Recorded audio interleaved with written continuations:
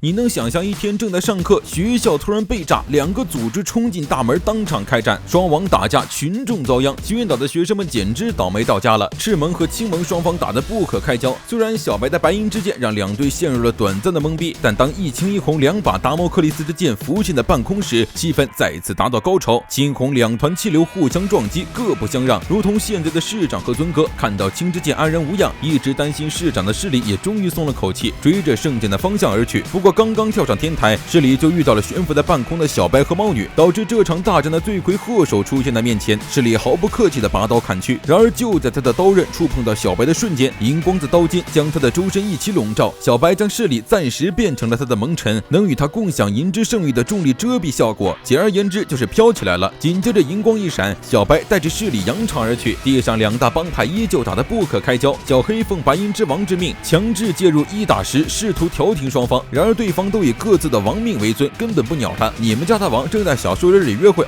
约架呢，谁管你们这群人打架还是相亲？反正在没有王的命令之前，他们应该停止争斗，等待命令才对。小黑刚劝动手，双方放下武器，就遭到了福建和巴田的夫妻宿敌混合双打。黑犬的出现很快被赤盟的人通知给了出云，既然小黑现身，就说明小白也在附近。话音刚落，像是感受到什么的安娜睁开眼，跑下椅子打开窗户，然后3道人影闪过，砰的一声巨响，小白、猫女和势力齐齐摔了进来。这诡异的组合吓得出云烟都掉了，还好安娜开口表示他们不是敌人。还没等在场的人搞清楚状况，出云的手机又响了，而打电话找小白的人居然是黄金之王国长路。看到白银圣剑之后，他也知道威斯曼还没死，原来黄金之王就是当年的日本中尉。半个世纪过去，中尉变成了白发苍苍的老人，而威斯曼没有任何变化，两人如同老朋友一样交谈着，约定这件事处理完之后要见上一面。小白将无色之王的事情告诉双方，毕竟是拥有指挥权的组织2把手，很快按照小白的要求，让手下停战，开辟数条紧急通道，让学生避难，不用担心无色之王会附身到学生身上。他的目的只是挑起王之间的争斗，但他也不会轻易让成为人质的学生们逃走。瘆人的笑声回荡在校园，如同针一样扎进每个人的脑子里。学生们已经够惶恐不安了，再这样下去，迟早会出问题。小白走到猫女面前，希望能借助她的力量。虽然身为白银之王，他到现在都不曾拥有蒙尘，他向猫女发出邀请，希望她能成为自己的第一个蒙尘。猫女扑进小白的怀里，她早就是小白的猫了。幻境施展范围扩散至整座学院岛，于是学校各处惶恐不安的学生们都见到了撑着伞的小白，他们明明不认识这个人，却觉得无比熟悉。同学们都忘了小白，但小白没有，这里的学生都是他珍贵的伙伴。在小白的带领下，学生们顺利脱险。事情解决之后，小白找上围观双王打架的乌色，要和他单独做个了断。猫女从未施展过如此大规模的幻境，体力耗尽陷入沉睡，将猫女交给出云和势力照顾。小白撑开红伞从窗口跳下，一切从他们开始，也该由他们了断。青红之王的力量相互碰撞，打得不可开交，火焰席卷而上，将周围的一切都化为焦土。市长的眼镜都因为这一击产生了裂纹，再怎么劝尊都是不可能收手的了，索性扔了眼镜。接下来可就没有暂停了，两人打得越狠，无色就越开心，只要能得到赤王和青王的力量，他就能成为最强之王。不过由于一路上占据的人太多，导致他精分严重，看起来不太聪明就是了。本体丢失导致市长视力不行，状态不佳。作为青之王，他必须要打倒赤之王，但是作为宗相李斯，他想要拯救周防尊。这边福哥混合双打狗哥，结果被狗哥摁在雪地里爆锤。巴田突然捂着胸口大叫起来，福建扒开他的领子一看，只见赤蒙的纹身烫得惊人，赤之王的力量开始失控，那个男人要没救了。曾经巴田和福建都是街头颓废不良，一次乱人酒瓶让他们认识到了尊哥和愿意接纳他们的废物罗。巴田气福建说起尊哥完蛋是无所谓的态度，好歹也是曾经追随的王，为什么能如此麻木不仁？小黑打断了两人的打情骂俏，现场还在打的就剩他俩，连本一边扛起一个跑。尊根本不在意福建的微不足道的背叛，但正因如此，他才会觉得难受。小白落在小黑身边，事情都处理的差不多了，只剩下最后一步，救回局里。即使取回记忆，小白还是那副不着四六的样子。小黑总觉得小白应该拿出点身为王的威严，说着他单膝跪在了小白面前。小白吓了一跳，但小黑执意要尽自己的意，他今后将奉小白为王，以蒙尘之姿舍身侍奉，极尽忠诚。小白笑着拉起小黑，他们是朋友，朋友之间不需要这样的礼节。尊和市长打得火热，不远处的无色等着坐收渔翁，他这边还做着吞噬七王称霸世界的美梦。一转头，小白和小黑已经找上门了。无色引爆背包里的闪光弹，转身就跑。他除了干涉能力，本质上就是个战五渣，而且他们已经疏散了学院岛的所有人，他根本找不到人轻松附身。小黑弹开无色的子弹，不可见之手一把将人摁在了雪地里，紧接着拔出刀对准了无色，想他这种货色不配继承一言大人成为无色之王，所以他将遵循一言大人的遗嘱，将其斩于刀下。见小黑是真的想要对他动手，无色装出局里的人格，转头向小白求饶。小白一时心软，制止了小黑动手，却被无色趁虚而入，狐魂舍弃局里，钻入小白体内。他原以为是自己的胜利，却没想到正中对方圈套。局里早就忘记小白是谁了，自然也不会向他求饶。无色被小白禁锢在自己的意识中，无色吸收了太多的人格，自我早已濒临崩溃，或许就连他自己都不知道自己是谁了。制服了无色之后，小白让小黑将局里带到安全的地方，自己则前往赤青战场。毕竟是无色之王，小白根本压制不了对方多久。他曾以为自己的研究会给人带来幸福，但挖掘出来的却是悲伤。尽管率领很多盟臣，但每个王都在踏着孤独前行，就像他和中尉分道扬镳一样。市长和尊也注定无法并肩前行。